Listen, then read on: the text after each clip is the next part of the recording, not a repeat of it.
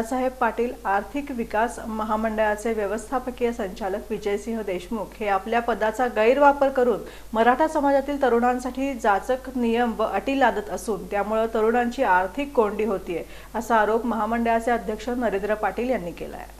अण्णासाहेब पाटील आर्थिक विकास महामंडळाचे व्यवस्थापकीय संचालक विजयसिंह देशमुख हे पदाचा गैरवापर करून मराठा तरुणांसाठी जाचक नियम व अटी लावत असल्याचा आरोप महामंडळाचे अध्यक्ष नरेंद्र पाटील यांनी केला आहे। देशमुख यांची चौकशी करून त्यांना पदावरून दूर करावे अशी ही मागणी त्यांनी यावेळी केली। सोलापुरात पत्रकार परिषदेत पाटील म्हणाले, महामंडळाची स्थापना मराठा तरुणांना उद्योजकतेसाठी प्रोत्साहन देण्यासाठी झाली आहे, मात्र जाचक अटींमुळे त्यांच्या मार्गात अडथळे निर्माण होत आहेत। याबाबत व्यवस्थापकीय संचालकांना 3-4 वेळा पत्र देऊनही दखल घेण्यात आलेली नाही। महामंडळाच्या या कारभारामुळे मराठा तरुणांमध्ये शासनाविषयी असंतोष निर्माण होत असल्याचेही त्यांनी यावेळी सांगितले। येत्या 2 दिवसात मराठा उपसमितीचे अध्यक्ष राधाकृष्ण विखे पाटील यांच्या उपस्थितीत बैठका घेऊन हा मुद्दा मांडण्यात येणार असून त्यानंतर मुख्यमंत्री देवेंद्र फडणवीस यांची भेट घेणार असल्याचे पाटील यांनी सांगितले। व्यवस्थापकीय संचालकांची चौकशी करून त्यांना पदावरून खाली उतरवले नाही तर अध्यक्षपदाचा राजीनामा देईन। पदावरून पायउतार झाल्यानंतरही मराठा समाजाच्या प्रश्नांसाठी संघर्ष सुरूच ठेवणार असा इशारा नरेंद्र पाटील यांनी यावेळी दिला।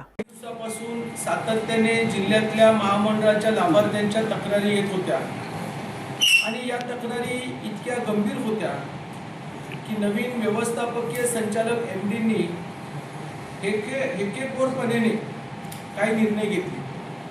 महामंडळ म्हटलं तर अधिकारी एमडी असतील, चेअरमनमध्ये संवाद असून त्या ठिकाणी प्रशासकीय अधिकाऱ्यांशी पण चर्चा व्यवस्थित होणं गरजेचं आहे, परंतु एमडीने कुठल्याही प्रकारे विश्वासात न घेता मराठा समाजाच्या लाभार्थ्यांच्या विरोधात निर्णय घेतला। आता या निर्णयामध्ये असा एक निर्णय झाला की 2024च्या अगोदरचे प्रमाणपत्र अचानकपणे रद्द केले, 2025चे प्रमाणपत्र अचानकपणे रद्द केले।